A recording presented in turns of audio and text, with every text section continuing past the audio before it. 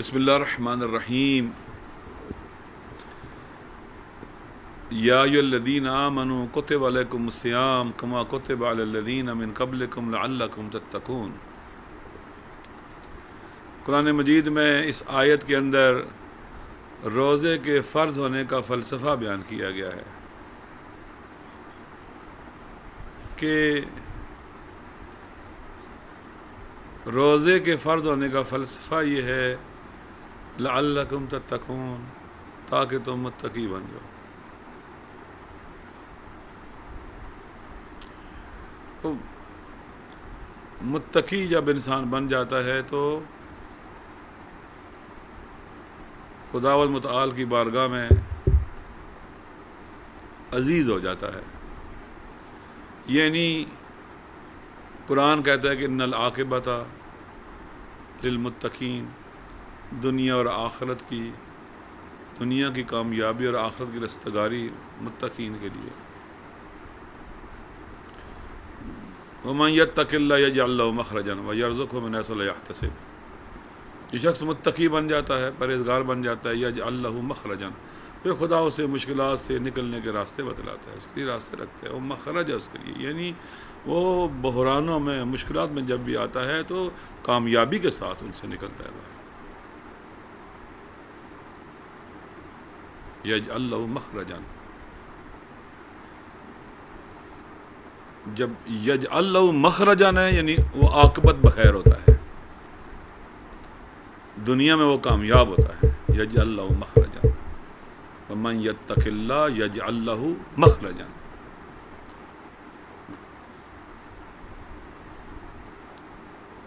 وَيَرْزُقْهُ مِنْ حَيْثُ لَا يَحْتَسِبُ، پھر خداوند متعال اس کو وہاں سے رزق پہنچاتا ہے جہاں سے یہ گمان بھی نہیں کرتا، چاہے وہ رزق مادی ہو چاہے وہ رزق معنوی ہو۔ متقی بننا ہے۔ خدا کہتا ہے کہ انما یتقبل اللہ من المتقین، خدا صرف اور صرف متقین کے عمل کو قبول کرتا ہے، باقی کسی کے عمل کو قبول نہیں کرتا۔ یہ گزشتہ دنوں میں عرض کر چکا ہوں۔ تو پھر متقین کے حوالے سے میں نے عرض کیا کہ امام کے خاص صحابی حضرت حمام مولا سے عرض کرتے ہیں، یا امیر المومنین صف لی المتقین کانی انظر الیہم، اے میرے آقا و مولا علی، اے مومنوں کے امیر علی، اے مومنوں کے پیشوا علی، اے مومنوں کے مقتدی علی، صف لی المتقین کانی انظر الیہم، مولا متقین کو کی صفات اور اوصاف کو اس طرح میرے سامنے آپ بیان فرمائیے کہ مجھے یوں لگے میں متقین کو دیکھ رہا ہوں، مجسم ہو جائے متقین میری نگاہوں میں۔ تو مولا نے اس خطبے میں متقین کے اوصاف اور صفات بیان کرنا شروع کیے۔ ارشاد فرمایا، آج جو وصف ہے وہ یہ ہے کہ اعظم الخالق فی انفسہم وصغر ما دونہ فی اعینہم۔ متقین کی نگاہوں میں کوٹھیاں بڑی نہیں ہوتی، بنگلے بڑے نہیں ہوتے، گاڑیاں بڑی نہیں ہوتی، مقام اور منصب بڑے نہیں ہوتے، شہرت بڑی نہیں ہوتی، سرمایہ بڑا نہیں ہوتا، مالدار بڑا نہیں ہوتا۔ اعظم الخالق فی انفسہم، ان کے دلوں میں صرف اور صرف خدا کی عظمت ہوتی ہے۔ فصغر ما دونہ فی اعینہم، اور اللہ کے علاوہ جو بھی ہے ان کی نگاہوں میں حقیر ہوتا ہے۔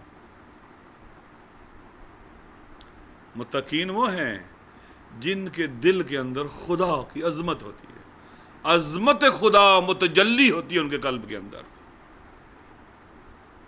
اور اس کے علاوہ جو بھی شے ہو ان کی نگاہوں میں حقیر ہوتی ہے۔ جمال و جلال خدا کی تجلی، اپنے کمال کے ساتھ خدا کی عظمت ان کے دلوں میں موجود ہوتی ہے، پھر باقی چیزیں انہیں چھوٹی لگتی ہیں۔ امیر المومنین، امام المتقین، جن کی ایک ضرب ثقلین کی بندگی سے افضل ہے، ضربۃ علی یوم الخندق افضل من عبادت ثقلین، علی جس کی ایک ضرب ثقلین کی بندگی سے افضل ہے، علی کا ہر عمل ثقلین کی بندگی سے افضل ہے، ضرب نہیں، چونکہ یہ ضرب جو ہے یہ خدا کی خاطر ہے، اور جتنا عمل خالص ہوگا اتنے اس عمل کا مقام و درجہ بھی بلند تر ہوگا۔ تو علی امام ہے نا، تو علی اخلاص کی وادی میں بھی امام ہے۔ علی کا اخلاص اخلاصوں کا امام ہے، لہذا جب علی کا اخلاص اخلاصوں کا امام ہے تو علی کی ضرب بھی رائے خدا اور جہاد میں لگنے والی ہر ضرب کی بھی کیا ہے؟ امام ہے، عبادتوں کی امام ہے، یہ بندگی ہے۔ جب قربتاً الی اللہ یہ ضرب چلائی جائے تو کیا ہے؟ یہ عبادت اور بندگی ہے۔ جب عبادت ہے تو ضربت علی یوم الخندق افضل من عبادت ثقلین۔ علی جو اس مقام اور مرتبے کا مالک ہے، دعائے کمیل میں جب خداوند متعال کی بارگاہ میں حاضر ہوتے ہیں تو کیا ارشاد فرماتے ہیں؟ یا سری الرضا اغفر لمن لا یملک الا الدعاء، اے بہت جلدی راضی ہو جانے والے میرے رب، اپنے اس بندے کو بخش دے جس کے پاس تجھے پکارنے کے سوا اور کچھ بھی نہیں ہے۔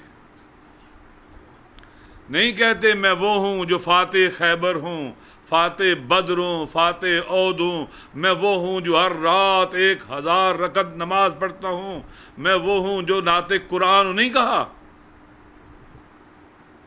عظم الخالق فی انفسہم، جب متقین وہ ہیں کہ جن کے دلوں میں اللہ کی عظمت موجود ہے، تو جو امام المتقین ہے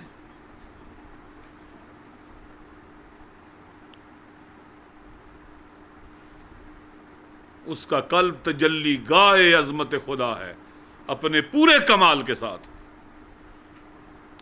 جناب ثانی زہرا سے بھی بعض اہل مقتل یہ جملہ نقل کیا ہے کہ جب شہزادی امام حسین علیہ الصلوۃ والسلام کی مقتل میں آئیں، بی بی کو مقتل سے گزارا گیا اور بیویوں نے اور ان قیدیوں نے اپنے آپ کو سواریوں سے گرایا، اور جب مولا حسین کی لاش پہ تشریف لائیں، بدن اقدس پر تشریف لائیں جو خاک پہ پڑا ہوا تھا اور پتھروں کے ڈھیر تلے تھا، تو پتھر کو ہٹایا، لاش مولا حسین کو سیدھا کیا اور ٹوٹے ہوئے تیر نکالے۔ پھر علماء نے لکھا ہے کہ لاش مولا حسین کو بلند کیا خاک سے اور کہا، خدا کو خطاب کیا، کیا کہا؟ اللہم تقبل منا ھذا القربان، بعد لفظ کلیل بھی لکھا ہے یہاں پر۔ عظمت خدا اتنی شدت سے قلب زینب کبریٰ پر متجلی تھی، اتنی شدت سے ظہور تھا قلب ثانی زہرا پر کہ بی بی مولا حسین کی قربانی کو خدا کی بارگاہ میں بھی لے کے جاتی ہیں تو اس عظمت کے مقابلے میں کہتی ہیں ہماری یہ تھوڑی سی قربانی قبول کر لیں۔ اعظم الخالق فی انفسہم، جب خدا کی عظمت ان کے دل میں ہے، کوئی اور چیز ہے ہی نہیں، پھر کسی اور چیز کی عظمت ہے ہی نہیں پھر ان کی نگاہوں میں، متقین وہ ہیں۔ ساری دنیا ان کے سامنے لا کے رکھ دی جائے، اس کو پاؤں کی ٹھوکر پر رکھیں گے۔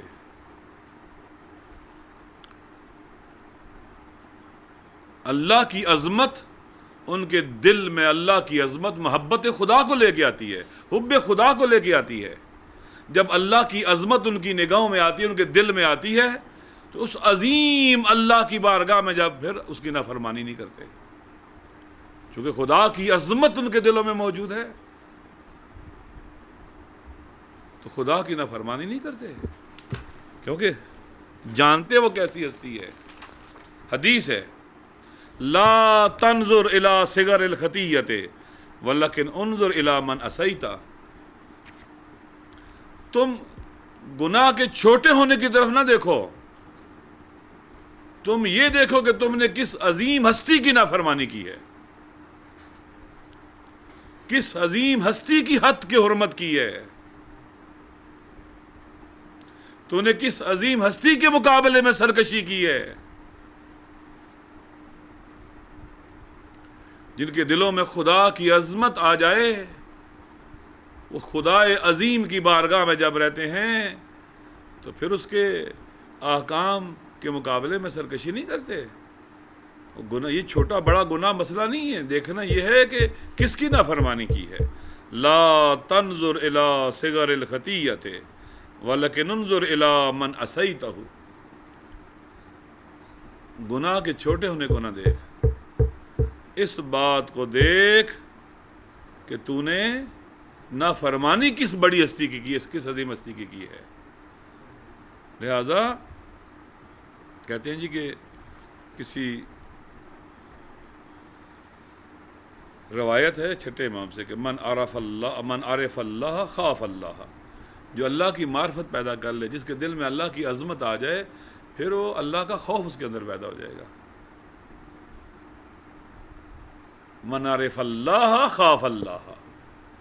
اللہ کی معرفت، اللہ کی عظمت جب اس کے دل میں آ جائے گی تو خوف خدا پیدا ہوگا. ومن خاف اللہ سخط نفس عن الدنیا.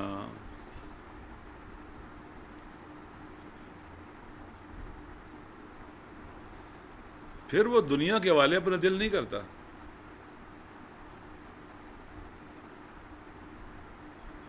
پھر دنیا کی طرف نہیں جاتا، پھر دنیا کا بندہ نہیں بنتا. خوب کہتے ہیں کہ انسان کا دل اتنا وسیع ہے کہ اس میں وہ خدا کا گھر بن سکتا ہے. اتنا بڑا ہے کہ خدا کا گھر بن سکتا ہے، اور ایک لحاظ سے اتنا تنگ ہے کہ اللہ کے علاوہ کسی اور کو قبول نہیں کر سکتا. ایک وقت میں دو محبوب نہیں رکھ سکتا، ایک وقت میں دو معشوق نہیں رکھ سکتا. معصوم سے روایت ہے القلب حرم اللہ. انسان کا دل حرم خدا ہے، اللہ کا حرم ہے انسان کا دل. ولا تسکن فی حرم اللہ ولا تسکن فی حرم اللہ غیر اللہ. معصوم فرماتے ہیں کہ دل جو ہے یہ حرم اللہ ہے، اللہ کا حرم ہے. اللہ کے حرم میں جو اللہ کا گھر ہے اس میں اللہ کے غیر کو نہ لے کے آنا. روایت دعاؤں کے الفاظ ہے نا وَاجْعَلْ قَلْبِي بِحُبِّكَ مُتَيَّمًا. اے خدا میرے قلب کو اپنی محبت سے بھر دے.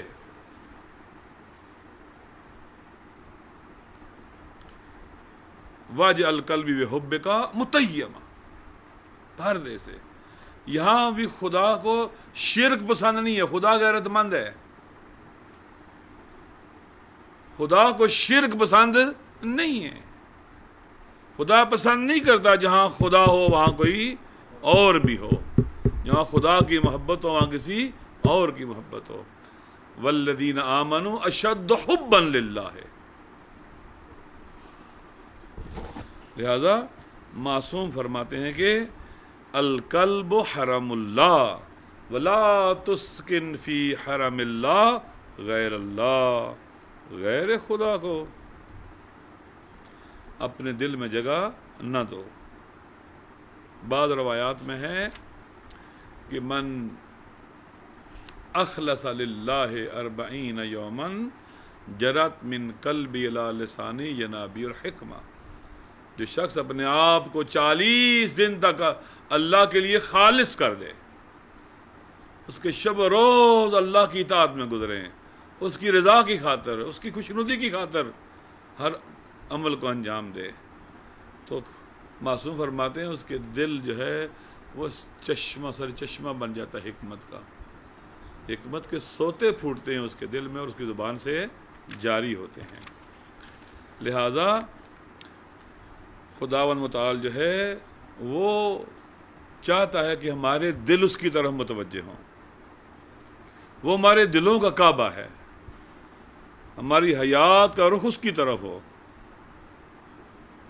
وہ ہمارے انتظار میں رہتا ہے کہ کب یہ میری طرف آئیں گے، کب میری طرف لوٹیں گے، کب یہ میرے قریب آئیں گے۔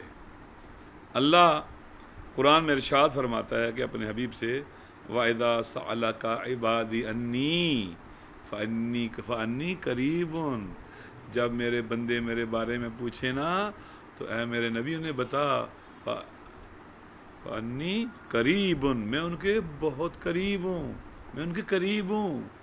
اجیب دعوت الداع اذا دعانی، جب بھی مجھے کوئی پکارنے والا پکارتا ہے تو میں اس کو جواب دیتا ہوں۔ فَلْيَسْتَجِيبُوا لِي وَلْيُؤْمِنُوا بِي لَعَلَّكُمْ يَرْشُدُونَ۔ اب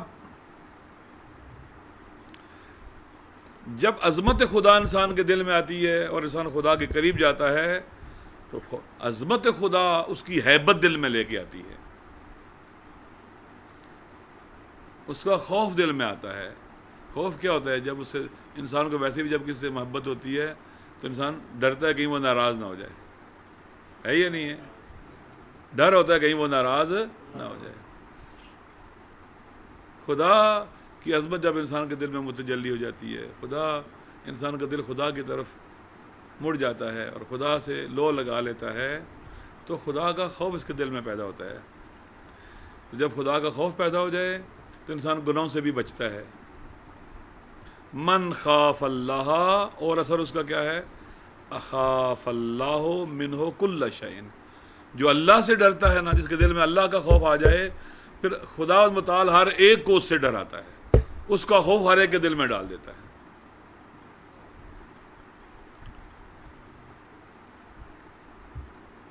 اس کا خوف، پھر اس کی ہیبت، اس کا رعب، اس کا دبدبا، اس کا خوف ہر ایک کے دل میں ڈال دیتا ہے۔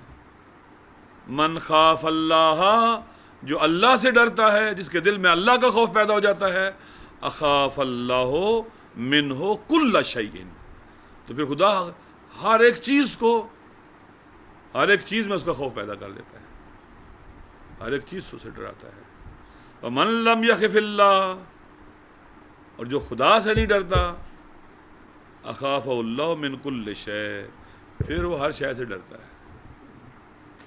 جو اللہ سے ڈرتا ہے ہر شے اس سے ڈرتی ہے، جو اللہ سے نہیں ڈرتا وہ ہر شے سے ڈرتا ہے۔ دنیا بھی آپ دیکھ لیں ایسی ہے، جو اللہ سے ڈرتے ہیں پھر ان کی کوئی لیکس نہیں ہوتی، نہ ان کی پاناما لیکس ہوگی، نہ ان کی کوئی ڈان لیکس ہوگی، وہ سچائی کے نمونے ہوں گے، وہ پاک اور پاکیزہ ہوں گے، وہ نام کے شریف نہیں ہوں گے، وہ حقیقتاً شریف ہوں گے، وہ کریم ہوں گے، وہ نجیب ہوں گے، وہ غیرت مند ہوں گے، غیور ہوں گے۔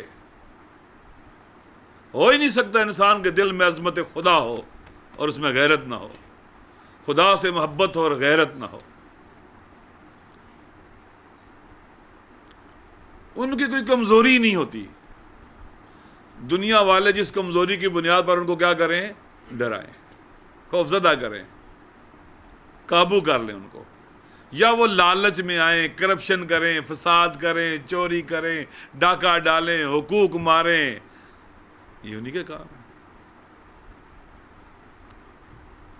لہذا پھر وہ ڈرتے ہیں، ڈرو ہوتے ہیں۔ ان کے لیے ضروری ہے سونے کے لیے گارڈز ہونے چاہیے، پیرے ہونے چاہیے، ان کو حفاظتیں ہونی چاہیے۔ ڈرتے ہیں، ہر ایک سے ڈرتے ہیں، اپنے دوستوں سے بھی، ایک ٹیبل پر کھانا کھانے والوں سے بھی ڈرتے ہیں، در و دیوار سے ڈرتے ہیں۔ وہ جو اللہ سے نہیں ڈرتا وہ ہر شے سے ڈرتا ہے، ہر شے سے ڈرتا ہے۔ آج آپ دیکھ لیں، وہ بادشاہ جو بیٹھ کے نماز پڑھتا ہے لیکن کھڑے ہو کے کیوں ڈانس کر رہا تھا؟ تلوار، سونے کی تلوار لے کر۔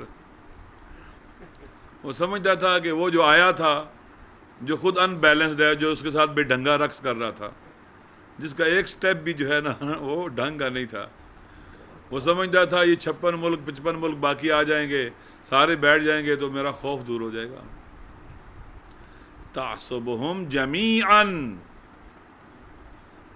آپ کو بظاہر یہ اکٹھے نظر آئیں گے، آپ سمجھیں گے اکٹھے ہیں، لیکن کیا ہے؟ قلوبہم شتیٰ، ان سب کے دل ایک دوسرے سے الگ تھلگ گئے ہیں. دل اکٹھے نہیں ان کے بظاہر بدن اکٹھے تھے، ایک ٹیبل پر بیٹھے ہوئے تھے، اکٹھے ناچ رہے تھے، رقص کر رہے تھے، ان کے دل اکٹھے نہیں. ذالک بانہم قوم لا یعقلون، خدا کہتا ہے یہ ایسی قوم ہے جو عقل نہیں رکھتی. یہ جو انہوں نے معاہدے کیے، کوئی عقل مند نہیں کرتا یہ معاہدے. یہ جو انہوں نے منصوبہ، کوئی عقل مند جنگ نہیں چاہتا، آتش نہیں چاہتا، آگ نہیں چاہتا. یہ بیٹھے ہیں جنگ کو پھیلانے کے لیے، یہ بیٹھے ہیں امن و امان کو برباد کرنے کے لیے، اور خود بھی ڈرتے ہیں، سہمے ہوئے ہیں. یہ سارا کیوں کر رہے ہیں؟ سمجھتے شاید اس سے ہمارا سسٹم بچ جائے، ہماری حکومتیں بچ جائیں، یا ہمارا اثر و نفوذ بڑھ جائے. نہیں، اس سے ایسا نہیں ہوگا، بربادی ہوگی. جو اللہ سے نہیں ڈرتا پھر ہر ایک چیز سے خدا اس کو ڈراتا ہے. درود پڑھ لے محمد و آل محمد پر.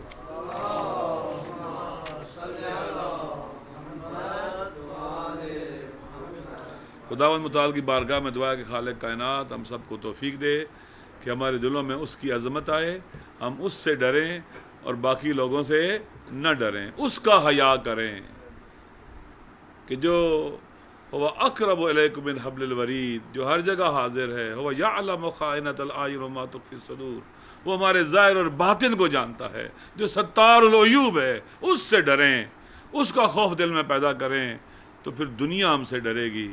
اگر اس سے نہیں ڈریں گے تو پھر ہم ساری دنیا سے ہر چیز سے ڈرتے رہیں گے. اور جو لوگ خوف میں زندگی گزارتے ہیں پھر وہ ڈپریشن کا شکار ہوتے ہیں، سٹریس کا شکار ہوتے ہیں، ان کی زندگی میں سکون نام کی کوئی چیز نہیں رہتی. الا بذکر اللہ تطمئن القلوب، دلوں کو اگر اطمینان ملتا ہے تو یاد خدا سے ملتا ہے، ذکر خدا سے ملتا ہے. خدا کی بارگاہ میں دعا ہے کہ ماہ رمضان کی ان برکتوں کے صدقے ہمیں اپنا ذکر کرنے والا بنا دے. والسلام علیکم ورحمۃ اللہ وبرکاتہ.